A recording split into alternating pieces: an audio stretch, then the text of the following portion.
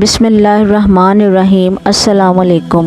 آج میں آپ کو اللہ کے نبی صلی اللہ علیہ وسلم اور حضرت بی بی فاطمہ رضی اللہ تعالیٰ عنہ کا ایک واقعہ بتاؤں گی۔ اللہ کے نبی صلی اللہ علیہ وسلم نے فرمایا، جنت کی 4 عورتیں سردار ہیں، مریم بنت عمران، آسیہ زوجہ فرعون، خدیجہ بنت خویلد اور فاطمہ بنت محمد صلی اللہ علیہ وسلم۔ یہ سعادت اللہ کے نبی حضرت محمد صلی اللہ علیہ وسلم کی پہلی زوجہ حضرت خدیجہ بنت خویلد اور ان کی صاحبزادی حضرت فاطمہ رضی اللہ تعالیٰ عنہ کو بھی ملی، یعنی آپ خاتون جنت ہیں۔ بچپن کا واقعہ ہے، ماں سے تعلیم حاصل کر رہی ہیں۔ دوران تعلیم ماں سے پوچھا کہ اللہ کی قدرت نظر آتی ہے لیکن اللہ نظر نہیں آتا۔ ماں نے کہا، بیٹی اچھے اعمال کریں گے تو جنت میں جائیں گے اور اللہ کا دیدار نصیب ہوگا۔ بچپن ہی سے نفاست آپ کی طبیعت میں تھی کہ مت پوچھیے۔ ایک دن ابو جہل نے سیدہ فاطمہ رضی اللہ تعالیٰ عنہا کو کسی بات پر تھپڑ مارا تو وہ روتی ہوئی نبی کریم صلی اللہ علیہ وسلم کے پاس حاضر ہوئیں۔ آپ صلی اللہ علیہ وسلم نے ان سے فرمایا، بیٹی جاؤ اور ابو سفیان رضی اللہ تعالیٰ عنہ کو ابو جہل کی اس حرکت سے آگاہ کرو۔ وہ ابو سفیان رضی اللہ تعالیٰ عنہ کے پاس گئیں اور انہیں سارا واقعہ سنایا۔ ابو سفیان نے حضرت فاطمہ کی انگلی پکڑی اور سیدھے ابو جہل کے پاس چلے گئے اور حضرت فاطمہ رضی اللہ تعالیٰ عنہ سے کہا کہ جس طرح اس نے تھپڑ مارا ہے تم بھی اسے تھپڑ مارو، اگر یہ کچھ بولے گا تو میں نمٹ لوں گا۔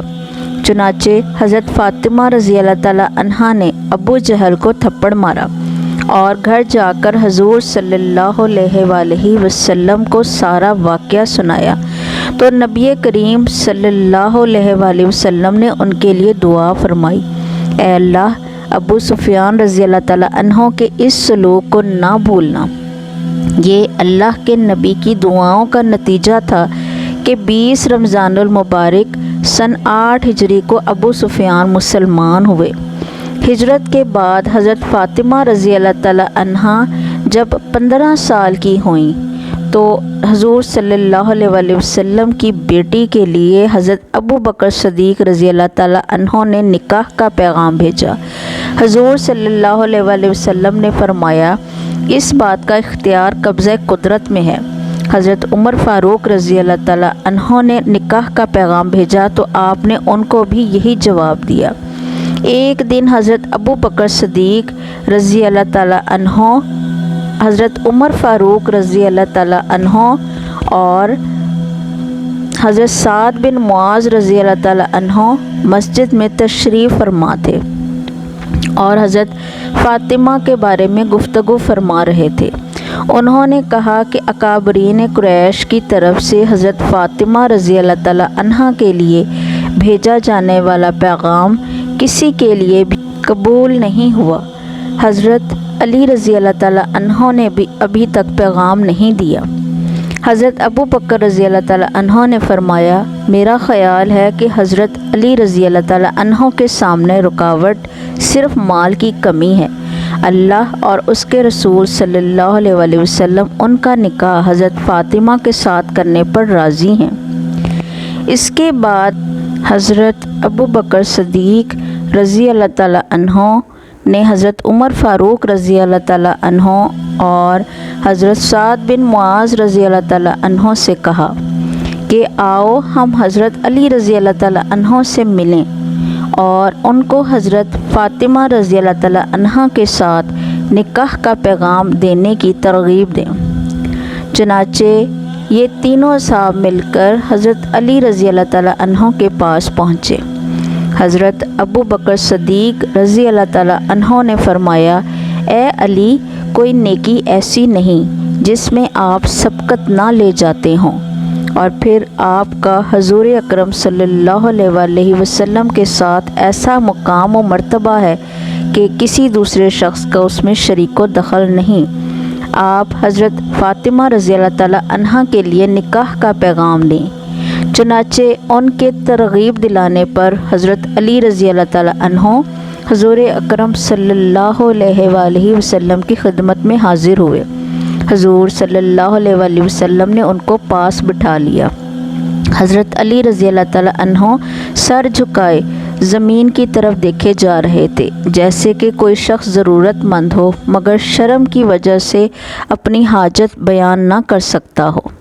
حضور اکرم صلی اللہ علیہ وآلہ وسلم نے فرمایا، اے علی، تم کس چیز کے خواہش مند ہو مگر اسے بیان کرنے میں شرم محسوس کر رہے ہو؟ جو کچھ تمہارے دل میں ہے کہہ دو، شرم مت کرو، تمہاری خواہش پوری ہوگی۔ اس پر حضرت علی رضی اللہ تعالیٰ عنہ نے اپنا مدعا بیان فرمایا۔ حضور اکرم صلی اللہ علیہ وآلہ وسلم نے ان کی درخواست قبول فرمائی اور ارشاد فرمایا، اے علی، گھریلو ضروریات کی کوئی چیز تمہارے پاس ہے جسے تم وسیلہ بناؤ؟ حضرت علی رضی اللہ تعالیٰ عنہ نے فرمایا، میرے پاس ایک تلوار، ایک اونٹ اور ایک ذرہ ہے۔ حضور اکرم صلی اللہ علیہ وآلہ وسلم نے فرمایا، اپنی ڈھال لے جا کر فروخت کر دو اور اس کی قیمت لے آؤ۔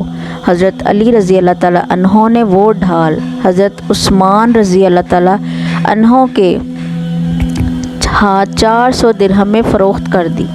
جب انہوں نے ڈھال حضرت عثمان رضی اللہ تعالیٰ عنہ کے حوالے کر دی اور قیمت وصول کر لی تو حضرت عثمان رضی اللہ تعالیٰ عنہ نے فرمایا، اے علی، آپ اس ڈھال کے زیادہ حقدار ہیں، یہ ڈھال میں ہی آپ کو ہبہ کرتا ہوں۔ حضرت علی رضی اللہ تعالیٰ عنہ نے حضرت عثمان رضی اللہ تعالیٰ عنہ کا شکریہ ادا کیا اور حضور اقدس صلی اللہ علیہ وآلہ وسلم کی خدمت میں ڈھال اور درہم لے جا کر پیش کیے اور ساتھ ہی تمام واقعہ بھی بیان کر دیا۔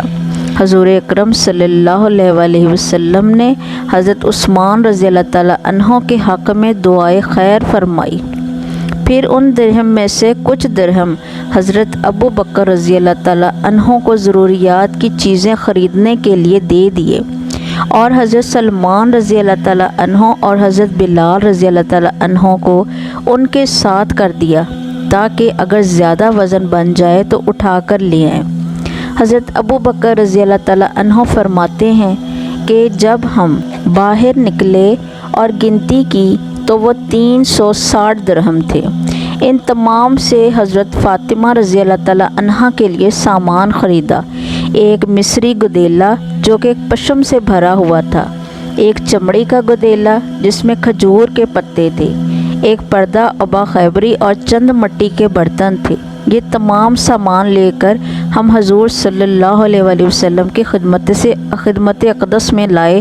حضور اکرم صلی اللہ علیہ وآلہ وسلم نے جب انہیں دیکھا تو آپ کی آنکھیں نم آلود ہو گئیں اور آنکھوں میں آنسو آ گئے اور یہ دعا فرمائی، اے اللہ، اس قوم پر برکت نازل فرما جس کے بہترین برتن مٹی کے ہیں۔